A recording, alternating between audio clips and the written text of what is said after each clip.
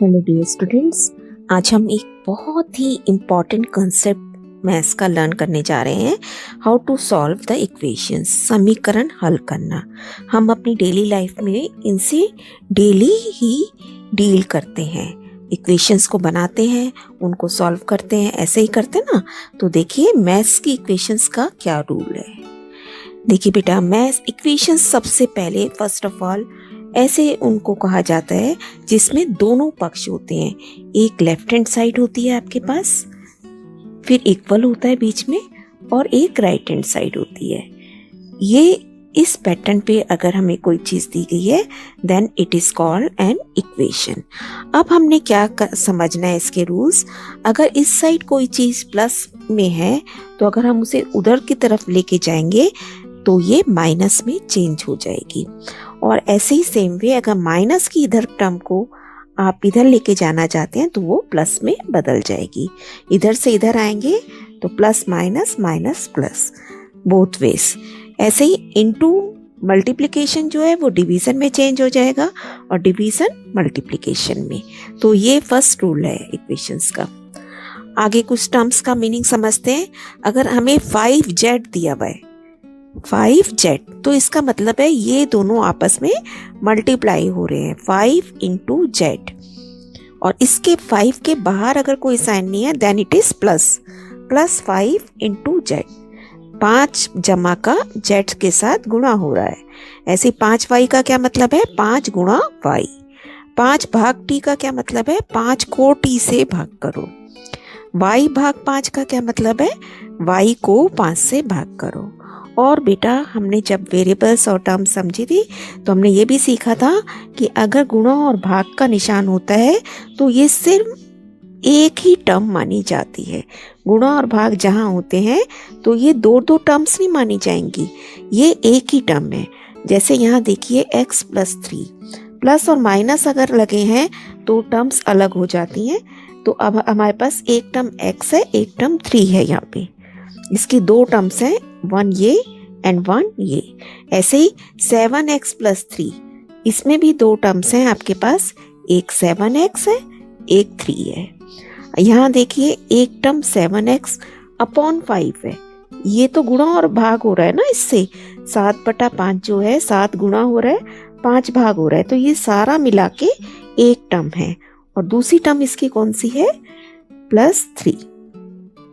अब यहाँ देखिए 7x प्लस 3 पूरे को 5 से भाग करना है। तो हमें पता है कि जब भी गुणा और भाग होते हैं वो एक ही टर्म होती है। तो इसका मतलब ये क्योंकि पूरा ही 5 से भाग हो रहा है तो इट इज ओनली 1 टर्म। बहुत ध्यान रखना है आपको। अब इक्वेशन सॉल्व करते हैं। हमारे पास है 6x इक्वल टू 12। आपने क्या करना है, जो वेरिएबल हमें दिया हुआ है हमें इसकी वैल्यू निकालनी है ना। देखिए यहाँ लिख लेते हैं 6x इक्वल टू 12। अब वेरिएबल को आप सर्कल कर दीजिए। इसके पास अब जो भी एक्स्ट्रा है वो मुझे इससे हटाना है। अब 6x का क्या मतलब है, 6 गुणा x, अभी हमने सीखा था ना।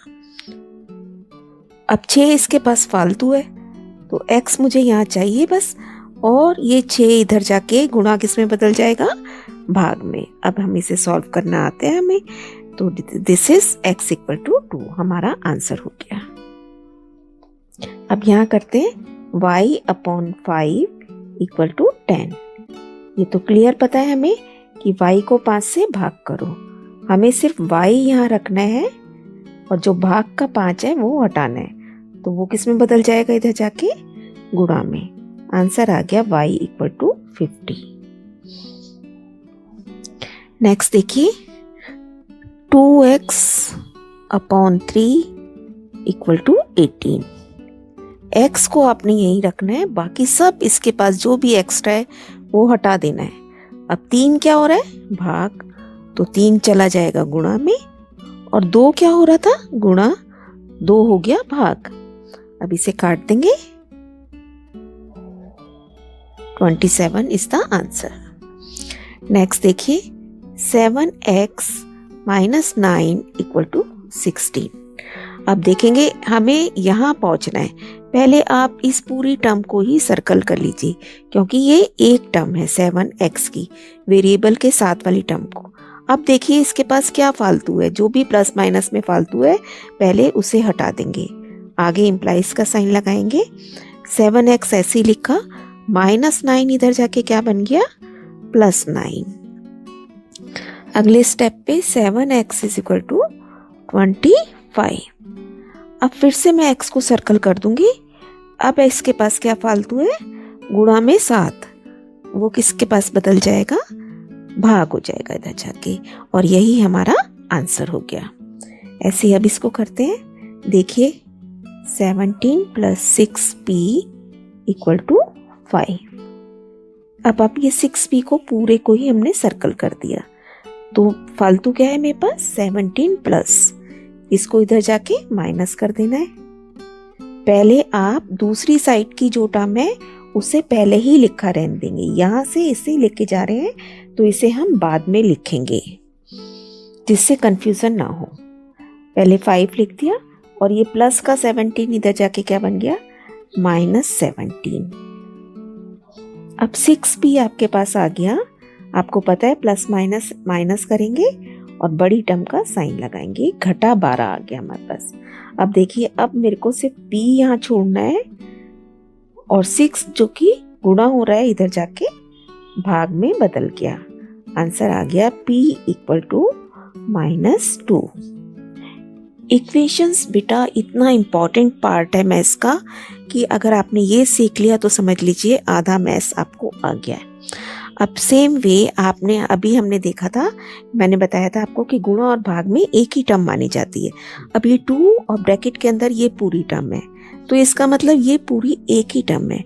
तो या तो मैं इस 2 से पहले इसे भाग कर दूं दूसरी साइड ले जाके, या मैं ब्रैकेट खोलूं, 2 ऑप्शंस है मेरे पास। तो देखिए हम क्या कर सकते हैं,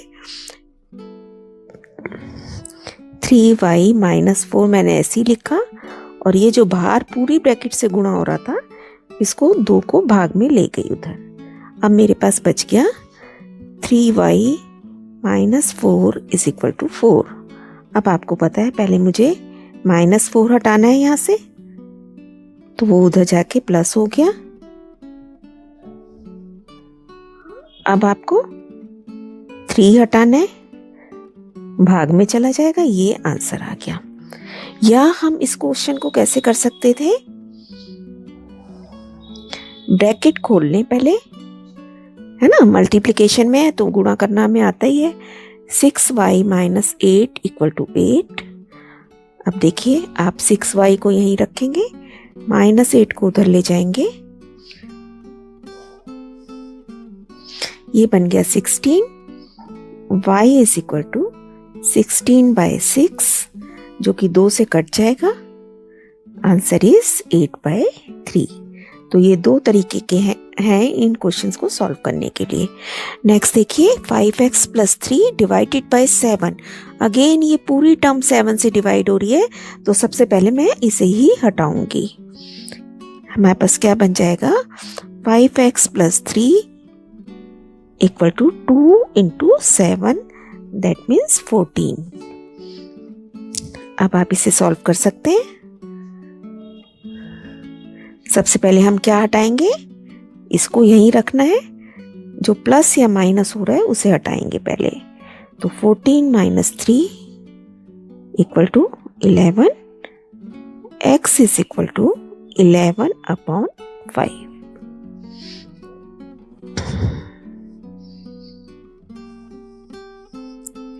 नेक्स्ट क्वेश्चन हमारे पास कुछ इस तरीके से है कि इस तरफ भी वेरिएबल आ रहा है और इस तरफ भी, तो लाइक टर्म्स हम पहले कलेक्ट कर लेंगे। 2x + 3 = 5x - 12। अब देखिए ये 2x यहीं छोड़ा, ये वाली टर्म x की है ना, इसको इधर लेके आना है, तो ये किस चीज की टर्म है, प्लस की, तो इधर आके क्या हो जाएगी, माइनस। अब क्या बचा इधर इस साइड, -12, इसको ऐसे ही लिख दिया, और ये जो +3 है ये इधर जाके क्या हो जाएगा, -3। अब सॉल्व कर लेंगे, 2x - 5x is like terms है, सॉल्व हो जाएंगी, -3x, और ये कितना बना, -15। अब आप देखिए -3 इसके साथ क्या हो रहा है, x के साथ हमने देखना है क्या रिलेशन है, तो ये इसके साथ गुणा हो रहा है ना।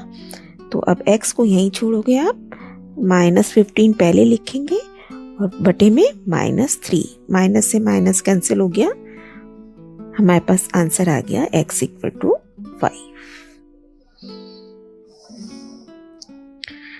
नेक्स्ट क्वेश्चन फ्रैक्शन है। देखिए बेटा, पहले आप 3/7 को इस तरफ लेके जाएंगे क्योंकि हमें सिर्फ वेरिएबल एक तरफ रखना है। ये बन गया 7 LCM 17 - 3 14/7, that means x = 2। Next again 2/3y + 1 = 7/15। तो बेटा सबसे पहले हमें क्या हटाना है, वेरिएबल को आप एक तरफ रखेंगे और फिर देखेंगे इसके पास +1 एक्स्ट्रा है, इसको हटाएंगे इधर। यहाँ पे रह गया 2/3y और ये बन गया 7/15 - 1। तो हमारे पास एलसीएम लेने के बाद आ गया 7 - 15/15, दैट मीन्स -8/15। आपको ये प्लस और माइनस जरूर ध्यान रखने हैं, अपोजिट साइन है, माइनस करेंगे लेकिन आंसर में हमेशा बड़ी टर्म का साइन। तो मुझे फाइनली मिल गया -8/15। तो अभी हमारा y नहीं निकला है, y हमने यहीं रखना है। अब इधर -8/15 लिखेंगे पहले और इधर की टर्म क्या बन जाएगी, 2 गुणा हो रहा था, ऊपर है तो गुणा हो रहा है, नीचे है तो भाग हो रहा है, तो भाग गुणा में बदल देना है और गुणा भाग में, यानी कि इसका हो जाएगा 3/2। अब देखिए क्या क्या कट रहा है, 2 से ये काट दिया 4, 3 से ये काट दिया 5, आंसर इज -4/5। तो बेटा आपने इन्हीं क्वेश्चंस की खूब प्रैक्टिस कीजिए, बार बार इन्हें अपने आप कीजिए और समझिए। आपके पास जो भी आपके चैप्टर में इसके ऊपर बेस्ड क्वेश्चन है उनको अपने आप कीजिए और इस इक्वेशन सॉल्व करने में बिल्कुल परफेक्ट हो जाइए। कीप ऑन लर्निंग बेटा, स्टे ब्लेस्ड।